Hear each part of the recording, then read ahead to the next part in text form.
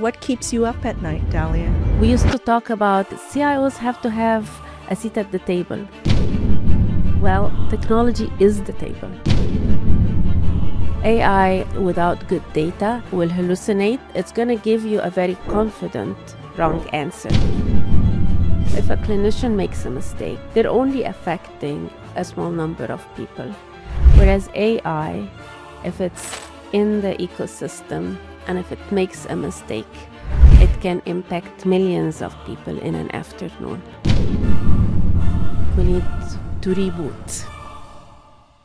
Welcome to the Tech Legacies podcast, where we share the untold stories of tech executives, including their origins, their career advice, business insights, as well as tech trends.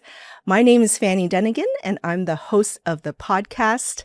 I want to give a huge thank you to our podcast sponsors, CG Infinity, as well as Shauna Black and Odyssey Information Services for enabling these conversations. If you haven't already done so, be sure to hit that subscribe button so that you get notified whenever we publish new episodes as well as clips of the podcast.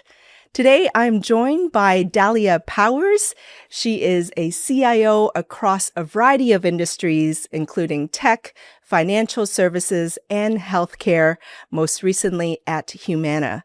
So we're going to chat all about the latest trends in healthcare, as well as her journey to the C-suite and some tough lessons along the way. So welcome, Dalia. Welcome to the Tech Legacies podcast. I'm excited to be here. Thank you for inviting me. Absolutely. I've been really excited to chat with you. But for those people that don't know you, please share a little bit about your career and your journey. And then more specifically, what problems do you help to solve? Certainly. So I would start by saying that I'm an engineer who hasn't stopped being an engineer. I think that even as a CIO, a lot of the core capabilities that I've learned throughout my career, starting from being a software developer, actually helped me a lot. So the problem-solving capabilities, the innovation, the passion about technology, I think those are really core components and really important, in addition, of course, to setting strategy and influencing and communication as a leader within an organization. And I think also I started just being in love with technology, and I continue to do that. So even on weekends, I sometimes work on my little coding projects, which is actually, it's actually a lot of fun and keeps me grounded. So I believe that right now, a lot of us as CIOs, what we do is try to actually continue to innovate within larger organizations. And as CIOs of Fortune 100 or 50 companies, I think one of the key elements for us that we try to drive is actually how do you move at the speed of a startup while maintaining the trust and the that your customers actually are looking for. I started basically as a child who loved math and did math for fun. So that might be a bit nerdy, but I it's just what kept me excited. And then I started as an engineer working at IBM on operating systems and compilers, rose through the ranks, and then went to Dell EMC, where I was responsible for cloud solutions and converged infrastructure.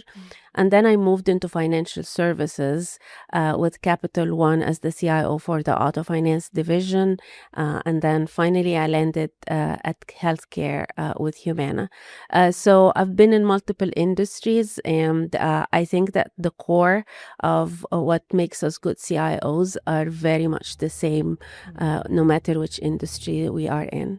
Yeah. And I love that you're a former engineer. I am too. And, I always think like engineering gave us a lot of great problem solving and analytical skills. So no matter what industry, like you mentioned, financial services, healthcare, it taught us like how to think logically. Right? Correct. I mean, it's the continuous learning, the innovation, the problem solving. I think those apply even in your everyday life. So they are core components of who we are. For sure. Well, Speaking of healthcare, it's certainly the latest hot industry right now. There's so much innovations happening in healthcare. What are some of the trends that you're seeing in that industry right now? So I think one of the things that I'm actually super excited about is what AI is enabling for us in the future. So think about the ability to actually create a digital twin of ourselves, of some of our organs or our genomes.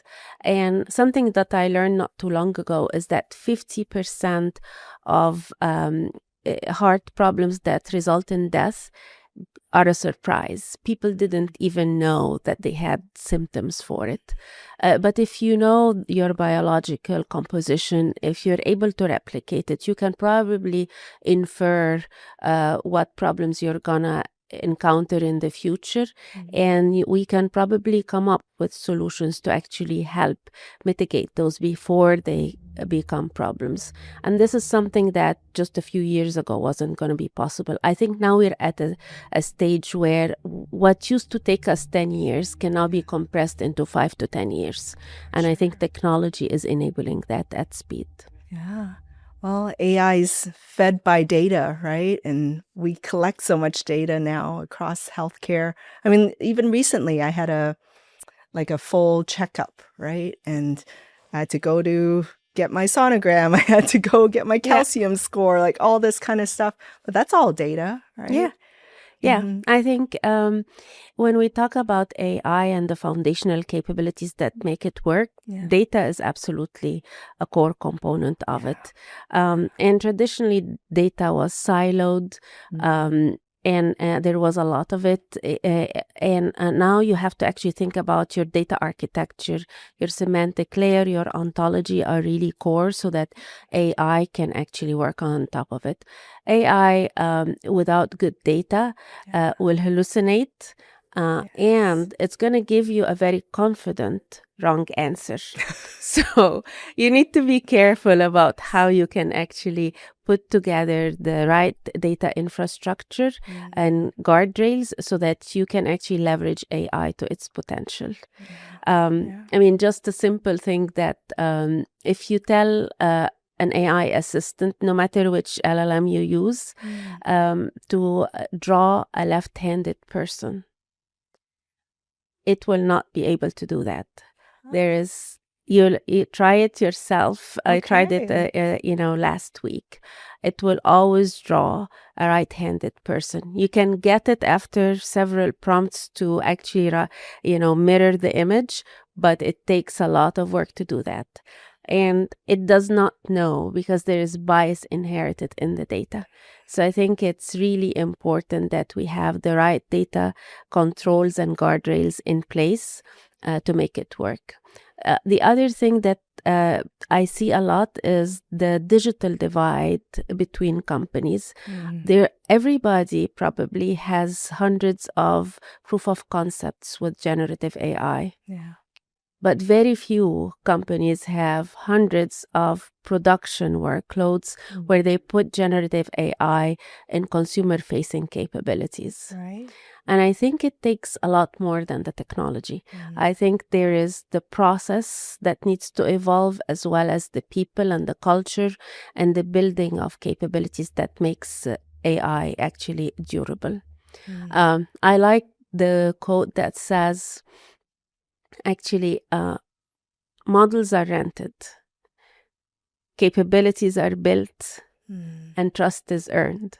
We actually, very few companies are going to build frontier models. We are going to use them and leverage them and pay as we go from, the big players in the industry. And then you build durable capabilities such as your data infrastructure, such as the processes and automation that enable you to go fast. And then the culture is actually the key. How do you get people to actually change a process that they have been using very successfully for the past decade? How do you get them to think about the way that they do work very differently than they ever did before. It's not necessarily just the technology organization that needs to think about it. I actually think it's almost like rewriting or rewiring the way the entire organization works. It's almost like we need to reboot, you know? That's a good way to say it. Yeah. And think about a marketeer. They no longer need to write a lot of content.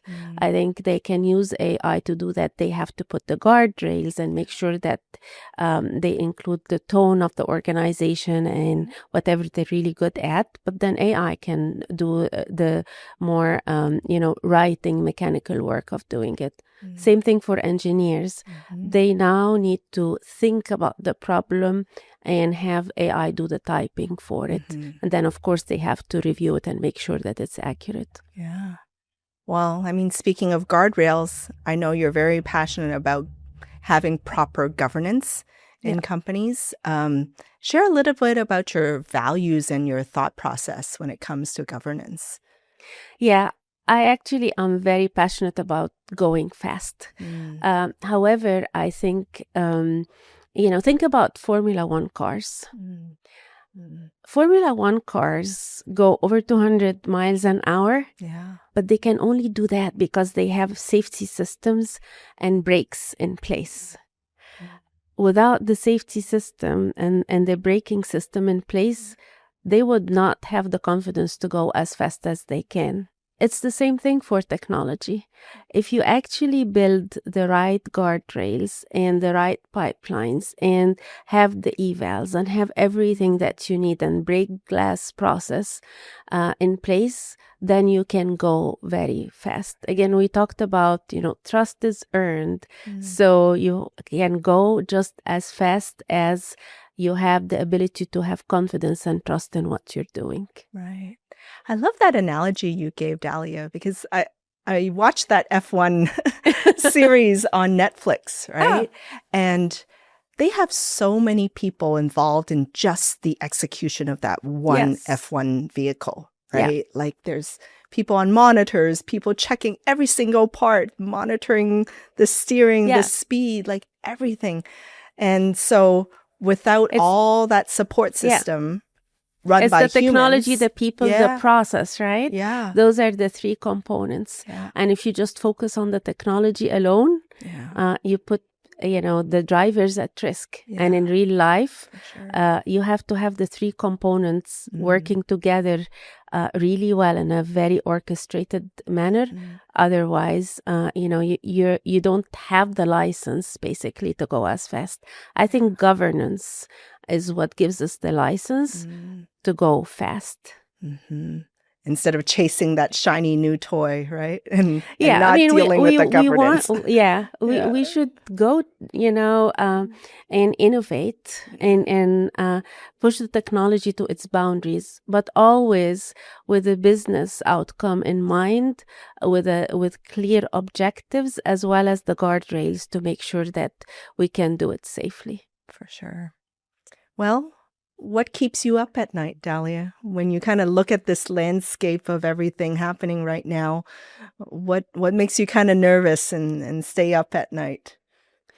So first, my kids succeed, doing well with their exams, but actually, I think we're at a critical point that every CIO is probably excited about. I think the role of a CIO is actually being elevated. So instead of just focusing on the technology, you'll see CIOs are in sales meetings and marketing meetings, because right now technology is actually the product. We used to talk about, hey, CIOs have to have a seat at the table. Well, technology is the table now. So it's really important that now we evolve and enable the organizations to evolve and go at pace. For sure. I mean, we have a mutual friend, Trudy, Yeah. Trudy Van Horn and Chris Fitzgerald, right? Yeah. And they always talk about the CIO's the orchestrator now, right? Yes. And I think The you CIO share that sentiment. is the glue that keeps the organization moving, the orchestrator between different parts of the organization and business units, for sure. Well, and you have to keep up with so many different technological innovations, right? How do you keep up? Because there's like a new thing coming up every week. But believe it or not, Fanny, technology is not the biggest part of the problem in transformation. It's actually the thing that as technologists and engineers, we know how to do best. This is the solvable piece. I think what we need to focus on is how do you get the culture and how do you change the process to go along with it. I'm a fan of the comment about culture eats strategy for breakfast. Well, it actually eats also technology for lunch and process and everything else for dinner. I think culture and solving the culture piece is truly the golden way, the silver bullet to make transformation stick. We need to change the mindset. We need to bring people along on their journey. We need to enable everybody to think and be inspired and be excited about their work and think about how to do their work differently. We need to give people the psychological safety so that they are enabled to actually do their very best every day that they come into work. Otherwise, if you just focus on the technical part, it's not going to work. It's not going to stick. I want to pause real quick here and give a special shout out to one of our sponsors, CG Infinity. I've worked with them for several years now, and I can truly say that they have one of the best workplace cultures that I've ever experienced. And they specialize in a variety of industries, especially energy, utilities, and financial services. And they serve them through their Salesforce, cloud, as well as customer experience services. So thank you, CG Infinity, and I hope you'll support them as they have supported us here at the podcast. Yeah, I mean, I'm so glad you brought that up, because I was having a conversation with another CIO, and they just reinforced the importance of change management, right? It used to be this nice to have thing on an implementation. Now that the tech is moving so fast, right? User adoption, change management, psychological safety is I think even more important. Right? Actually, you remind me, I was on a panel last week at MIT, and one of the things we were talking about was change management and who's best to do that. And they searched, the research showed that companies that actually do it really well, they hire a marketing person within the technology organization that thinks through change management and communication and how to actually reinforce the message, because you don't just say it once. It has to be clear, concise, consistent, and repeatable. And you have to encourage people to recognize the wins so that you can make them excited. You can get them to be in love with the new way of doing things rather than being stuck with how things had been. Or feel like they're forced to do it kind of thing. Well, most people don't do something if they're forced. That's how you get sometimes some of the, you're dragging people along. That doesn't stick. Everything you're saying is like music to my ears, because I literally went from change management to marketing. Oh wow! Okay, so, that we was need more of long you time then, ago. Fanny. But but it's true. It's so interchangeable, right? Whether you're convincing an organization or an audience, it's about selling the story or making sure that the users really see the benefits. Right, exactly. Of something. Exactly. It's everybody in the organization wants to do the right thing, and they want to know what role they can play in doing the right thing. So it's really important to be clear about the objectives, empower them to actually think about things differently, get innovation not just from the small number of people in the technology organization, but allow the entire organization to actually innovate and contribute. And with AI, the divide between different disciplines is actually much smaller. Some of those walls that traditionally we've had are being collapsed right now. For sure. I mean, think about, the role of a product manager, a designer, and an engineer with vibe coding. That's actually getting much, much closer together now. Yeah. Sometimes those skills are in like one person because they have access to AI. Yes, that's the unicorn. But now, with an AI assistant, there can be many unicorns. Right? Yeah, absolutely. What are you most excited for right now in this industry and in this environment? It's really the ability to do things we could never even imagine were possible before. I'm a big fan of Jensen Huang, the CEO of NVIDIA, and he talked about how they invented time travel. While it was a little bit of a stretch, I think what he means is actually true. Again, what used to take years and lifetime of research and work can now be condensed. And there are probably things we never even imagined were possible that will become achievable. We used to think about a 5-year plan or a 10-year plan. And I think now we absolutely have to have a North Star, but what we can count on is that change is going to be constant. And all those timelines are going to be compressed. I mean, we see sometimes changes and innovation happen in 20 minutes. So I think we just have to get used to a faster and more exciting, possibilities are ahead of us. For sure. Dalia, I want to...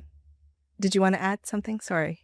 Yeah, I mean, one of the things, the examples that came to mind is, one of the latest products that we created was a marketplace that actually used AI, and we got it from soup to nuts into production in less than 7 months. And this is something that traditionally would have taken a much longer time frame, as well as would have used traditionally many more engineers. But because of using AI, because we reused existing components, we had created the foundational capabilities, we had the guardrails that we could borrow, we were able to actually get it in market in 7 months and actually meet 400% of the sales goal. Wow. So it was very impressive work by the engineers and the product team that were on it. Congrats. Thank you. Huge milestone. Yeah. Well, I want to rewind a little bit here because another thing that we love to talk about here at Tech Legacies is the origin story of tech executives like yourselves and CIOs like yourselves. I'm always curious, like, where did they start, right? Who was Dalia as a child? What were you interested in? I was a strange child. I was, again, a child that loved math and physics, and while a teenager, when my friends were reading romance books, I was actually reading more about research and politics and a lot of more serious subjects. But I was always just, this is who I am. I also was a ballerina, so it was a mix between just being very passionate about knowledge and also about the arts. And I think that mixture was really empowering. And it actually I didn't know it back then, but it's, I think, what set me up to become a CIO. It's having that, open-mindedness and being artistic in one breath, at the same time being very structured and innovative and a problem solver. Yeah. Well, it's very much left brain, right brain, Yeah. right? You had the analytical side of you and the creative side of you all together. Yes. It's I can't sing, I'll admit that. But I could do ballet. Hey, you can dance. Yes, that was fun. That's wonderful. Yeah. Well, when you think back to that student, let's say, you know, or that child, who did that person think success was, and what did they think success was compared to what you think success is now? So I finished actually high school when I was 15. So I went to college early, and I got into management quite early, in my 20s. And pretty much everybody who was on my team was older than me. So to be taken seriously, I always was very focused on outcomes, very structured. Actually, one of my leaders at one point told me that I'm very much like a guided missile. He meant it as a compliment, but I was like, okay. Yeah. It's like he said, hey, if you have a goal, I know you're going to keep after it, and nothing is going purpose-driven. Yes, make you lose focus. You're going to get to it, which actually was true. I also always had this very calm demeanor under pressure, which was made me effective. But at the same time, I felt like I could be more effective if I brought more of myself into the workplace. I've seen the people that I really admired, and they would bring their whole self. They would talk about their kids, they would talk about their hobbies, they would bring in bad daddy jokes into meetings, and that really made them a lot more approachable. Yeah. So I learned from that also, to make me happier, I could bring more of myself into work, and it actually freed me up, over time to be, who I really wanted to be. So I started sharing about, my family, my failed hobbies sometimes, and my successful ones. And I actually made the habit of sending an email to my organization every week, and we would talk about goals, we would talk about outcomes, but I would also share a little bit about, what's happening in my personal life, whether it was a celebration or whether it was some form of struggle. And I felt like that made me a better leader, and I could see it in how people would open up and talk to me about things and feel more comfortable highlighting issues, and the engagement scores became actually some of the highest across the whole company. Well, and you're building trust and building relationships, right? Yes. Those kind of connections. Yes. To people's hearts. Yes. Yeah. But, naturally, I actually love people. I think earlier in my career, I thought I have to separate between what I really am and what, as a person, and what I came to the office to do. And then as I matured, I realized that actually having the whole person is actually a lot more effective. Beautiful. Well, we don't get to where we are alone, right? It's usually we're surrounded by people that supported us or believed in us. Was there somebody that believed in you, maybe even before you believed in yourself? I think there were a lot of people, and I owe a lot of people, gratitude for helping me get to where I am. I would especially start with my mother. My mother actually used to always tell me, don't worry about, what others are doing. I think you be the best version of yourself. And if you do your very best, then that's all you can count on. just do your very best. And whether the result was successful or not, you should feel good that you've given it all you've got. And I think that actually was a very good piece of advice for me. In certain situations, it didn't matter that the average score in the classroom was 70%. I would not feel good until I got to where I was comfortable with myself, and I would be at least 10 percentage points, above the average. It didn't matter if people were mad at me for that. I was doing my best. And if, on the other hand, if I gave it my best, but I didn't do well, it was still okay because I knew I did my best. Yeah. So I think that gave me the courage and the drive to actually keep going. Mm-hmm. Yeah. It's that high achiever. Yeah, in you. It's basically always pushing yourself, always not being, always having the passion to learn and evolve and just be excited about doing different things at different levels. It keeps me from getting bored. Yeah. So continuous growth. Yes. For sure. Yes. So for someone that might only know you by your title or your role, right? What would be something they would be surprised by if they knew you well? I just love sports. So soccer is one of the sports that I just love watching. So I might, wake up very early in the day or stay up very late if I'm watching a good match. So it's that's why I'm very excited about actually some of the matches that are coming to Dallas, very soon next month. Yes. Do you have a favorite team or you just in general? The one that wins. Yeah, cheer them on. Yeah, no, I actually just love the game, regardless of whether a particular team wins or not. Actually, let me pull on that string a little longer.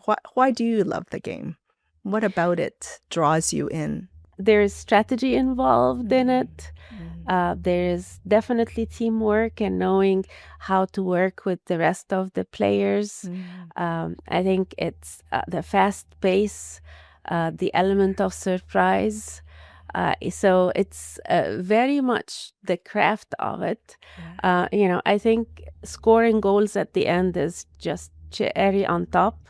But in my mind, the actual maneuvering and the fun and the exercise is actually what makes it more exciting.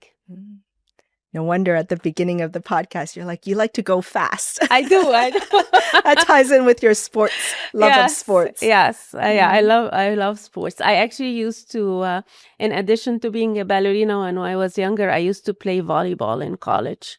So, and I just loved that. And it was, it's not as fast as, soccer, but it was also, there's a lot of thought process that goes through it as well. You're so multi-talented, Dalia. It's wonderful. I didn't say I was great at it, but I was quite good at it. Yeah. Love it. Well, walk me through maybe something that changed the trajectory of your career. Because I'm always curious how people kind of leap across their careers. And was it some kind of conclusion you came to, something that changed for you that kind of make you who you are now? Yeah. Actually, I'd like to talk about, a product that we were working on and it was very critical and we wanted to make a major change in the data layer. We were going to tokenize it all without actually having downtime for the business. So it was a fairly complex product. And while we were working on it, obviously we have operations reviews and, we look at metrics and KPIs, and all of those were green. So I felt good about it. But then when I would walk the floor and talk to engineers and see what's going on, you could see the burnout, you could see stress, you could see some unrest. And if I asked about, hey, are we meeting those deadlines? The answer was yes. So it told me that there's more to getting the work done than what the metrics are showing us. So I basically said, hey, I want to have like an open discussion with some of the lead engineers on the ground closest to the work. And they told me that while everything is green and that's all true, they just didn't feel comfortable that if something went wrong, they're going to be able to recover. And that's what was on their mind. And that really showed a weakness in how we were thinking about the architecture. So we went back, brought the architects and the leads in place and talked through some of the design options and the break glass process. And we realized that we needed to do a little bit more. So I gave them the air cover, and we delayed the project by a sprint. But at the end, it actually was the right decision. We never needed to use that safety mechanism and break glass mechanism, but knowing that it was in place just in case was actually the right approach. What I learned from that is the metrics are really important, but they're part of the equation. They're not the entire equation. Always measure the sentiment, and it's not necessarily through numbers, but walk the floor, talk to people. That will give you the full equation. I think you raise a really good point, because it also reinforces that sometimes we are in a virtual environment, but nothing beats sometimes just walking the floor, right? Yes. And you have those ad hoc conversations just kind of by the water cooler, by the lunch break room, whatever, right? Yeah. And then you pick up those sentiments. Yeah. And, even when we weren't all in the same location, I had made it a habit since COVID to actually have round tables periodically across very different levels in the organization. And I think you learn a lot, as well as the people get to know you more, so they become more comfortable actually telling you if you're missing something. I always learned that the most important thing is actually asking the question, what am I missing? What do we need to do to get better? And use that as input in addition to all of the metrics that we normally look at. I want to pause real quick to thank one of the sponsors of our Tech Legacies podcast. She is Shauna Black. She is a heart-centered executive coach. You're stuck in your career and wanting to get to the next level, but you feel something holding you back. Shauna Black is someone that will see your light, see your gifts, harness it, help you pull it out, and enable you to be the next level of powerful leader that you can be. So Dalia, I want to kind of look towards the future, right? And maybe if you have a crystal ball, but at the very least, what's a problem or problems that you think we're not discussing more as CIOs and as executives? Is there something in that industry that should be talked about more? I think in healthcare, we know that people in remote areas or across the globe oftentimes struggle to get access to quality healthcare. And for some basic things, I think AI and technology are enabling us to do that. So people can now, on their phone, get answers to some basic questions. I think AI is never a substitute for a clinician, but if you had no access to a clinician, then it at least is the next best thing. And then I think also when it comes to technology, the availability of, the ability to do telehealth is also providing good access to people who traditionally wouldn't have been able to do that. Some people can't travel or they can't go across the globe. But if they need to, they at least can have a telehealth session and get some answers. So it's actually doing a little bit of democratization in terms of access to healthcare, I would say. For sure. I think of my mom, actually. Like, she's over 70, and so sometimes she's taking so many different medications or going for lab tests, and she still has a doctor, but if she forgets, she'll kind of say, can I take this medication with this, or do I have to wait, make sure it doesn't conflict? So she can ask AI those things now. ChatGPT is kind of her friend now. Yes. And actually, a lot of clinicians, that's a really important point. They spend about 30 to 40% of their time on paperwork, taking notes, looking through earlier notes, looking at medications that maybe another doctor had prescribed for you or for your mom. And now AI saves them a lot of time. So it probably takes 80% or so of that workload off their plates to where they can spend their time on getting to talk to you, looking you in the eye, rather than being on the computer trying to take notes at the same time. So it frees clinicians to actually do their best work, operate at the top of their license, and reduces some of the burnout, because traditionally they would have had to do some of that paperwork after working hours. So it's been a huge enabler.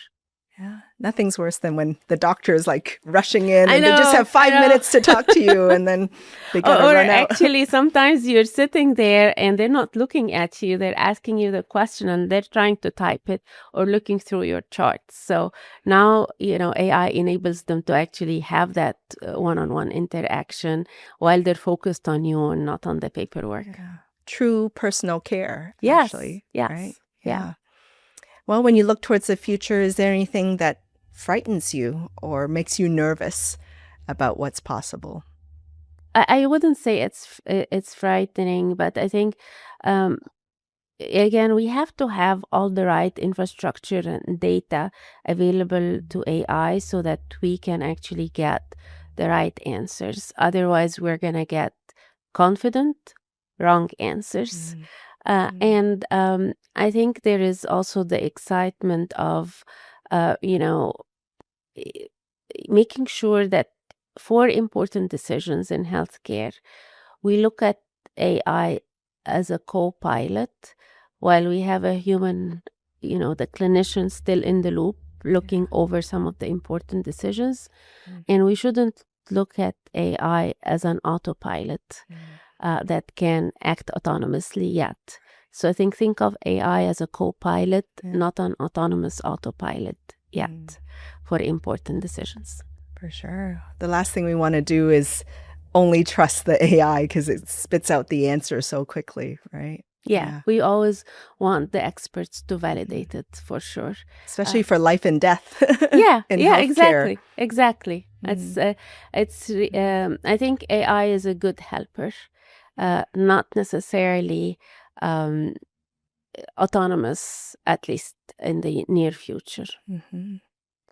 Well, if there's one thing that, for our tech professionals listening or CIOs listening right now, what is something that you want them to remember as we kind of move forward in this digital environment? Remember that if a clinician makes a mistake or misunderstands something, they're only affecting a very small number of people throughout their career. Whereas AI, if it's in the ecosystem and if it makes a mistake, it can impact millions of people in an afternoon. The reach of the systems, the reach of AI is much broader, and the harm that it can do can become much broader if we're not careful about the guardrails and putting all of the safety mechanisms in place. And hence your point about governance, right? The importance of governance. Yes, governance, guardrails, evals, all of that is really important to make sure that we trust the AI. I think it's a huge enabler, but we can never underestimate the trust factor and how to build it over time. Well, Dalia, for the tech professionals or CIOs that are listening to this right now, what is something specific that you really want them to remember and take away from our conversation? Technology is still about people. I think as leaders, the biggest thing we can do is actually empower people around us, whether they're the engineers or the upcoming leaders or the businesses, to actually do the best work they can do. I think, a system that I led and worked on, I know it's going to be replaced in a few years, maybe in 10 years. But if you invest in your people, they will change the industry for the next several decades. Right. So always think about people. Beautiful. What kind of legacy do you want to leave behind, Dalia? I think I would like to think that contributing actually to the community, to the industry, and to the people I've worked with. I think I would love to have helped at least break some glass ceilings, smooth the way so that the people that come after us can actually have bigger opportunities and be able to reach their potentials even more than we've done. There is nothing more proud for me than to see someone who was in my organization that's actually gone in and become even more successful than their wildest dreams. Yeah. So it's I think growing not ourselves only, but actually the people that we surround ourselves with. For sure. And even when I think of, both of us came from engineering. Yeah. Right? Seeing the percentage of female engineers is still 20, gosh. 30%, right? Yes. If nothing else, we need that next generation of girls in STEM, basically. Yes. And girls need to see role models like yourself, who have been who have been successful and have been able to actually grow, because otherwise they're gonna feel that this industry is not for them. It's actually funny because I think the number of girls that go into STEM hasn't actually increased. I think it reached its peak, I think either in the 80s or in the 90s. And then with things such as Barbie dolls being, popular for girls, and more of the PCs and gaming solutions, being more popular for boys, that stigma that got created discouraged girls from actually going more into STEM. And that's something that I think it's the responsibility of everybody, men and women, to actually smooth the way and enable girls in our lives, whether they're sisters or daughters or friends or neighbors, to actually reach their potential.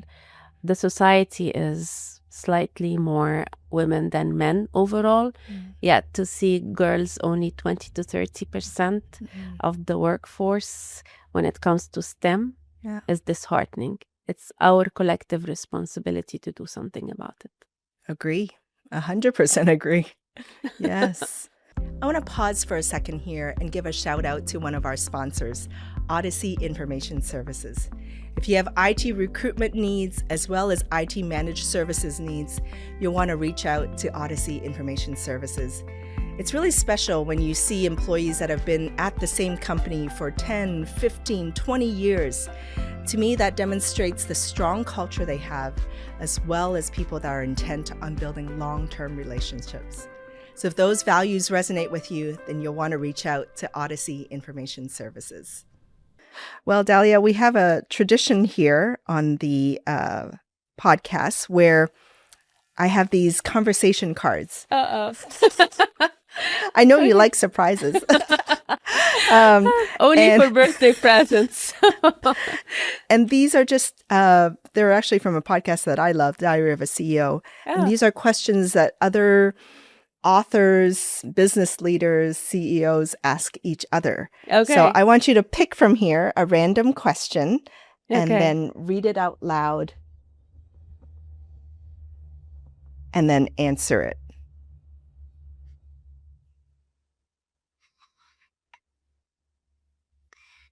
So it's, what was the best conversation you ever had and why?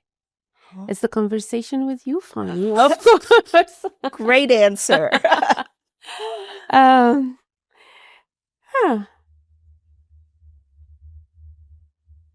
I think every conversation where I learn something new is the best conversation of the day for me.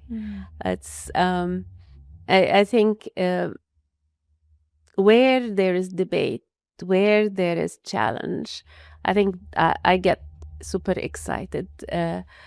It goes back to, what kind of leaders we want to have in, as CIOs or just in general.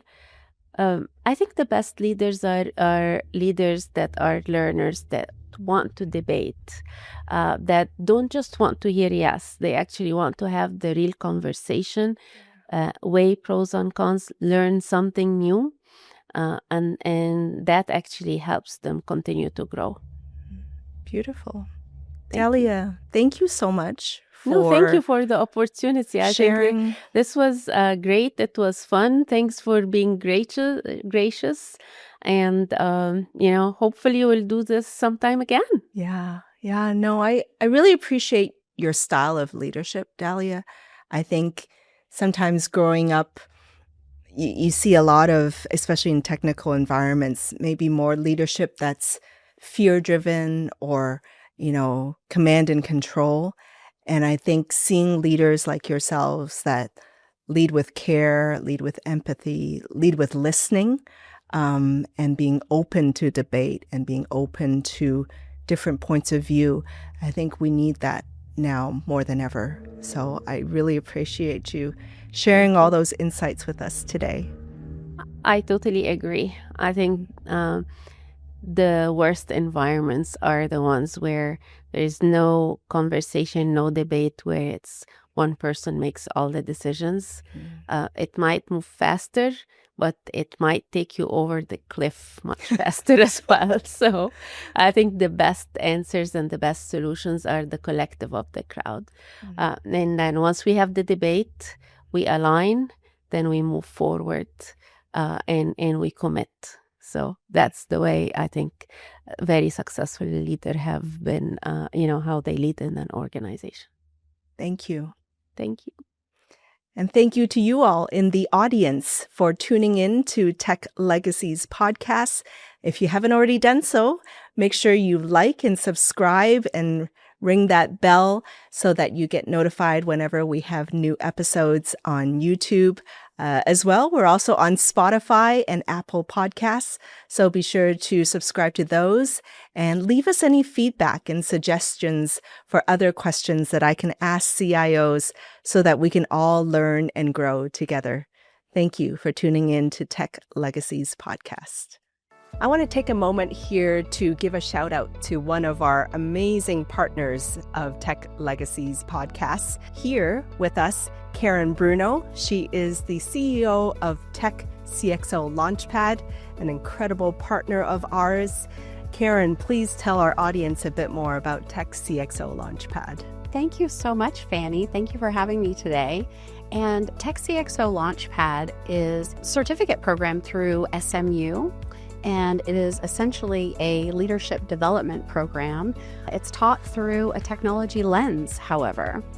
And we see ourselves as a fit for really all the disciplines across the C-suite, whether you are sitting in the seat and you need a refresher, you might be looking for a blueprint to the C-suite, or you might simply be looking to accelerate your career. And something that's unique about us is that we are actually taught by practitioners. So these are current and former CIOs and CTOs who have actually walked in these footsteps. And they are very interested in teaching executive presence to these rising stars. We meet in person on campus at SMU, and we do that for a day and a half each month over the course of 4 months. And our 4 modules cover a wide range of topics. Some of the standouts are the first 90 days, also creating a budget and presenting that budget to the CFO. We also cover some legal topics, such as contracts and the legal implications of AI. And another unique facet is that we do a mock board presentation, and it is a unique opportunity to be able to practice something like that. That is something that you typically are just thrown in, and we also incorporate networking into each of our modules. So the technology executives, we have dozens of them who participate each semester, and they are bringing their networks that they have cultivated over decades, and these networks now become the networks of the individuals that take the program. So your network is your net worth is a tagline of ours, and the network is second to none that we bring through the program. We are incredibly proud that 80% of the graduates of Cohort 1 have either been tapped for a promotion, promoted, they have been nominated for an award, received an award, or have stepped into a new role within 1 year of graduating from the program. We are proud that we are growing rising stars into C-suite executives. Our program is a great fit for anyone who is looking to accelerate or elevate their career, looking to transform their career journey, and oftentimes transform their life. We are Tech CXO Launchpad,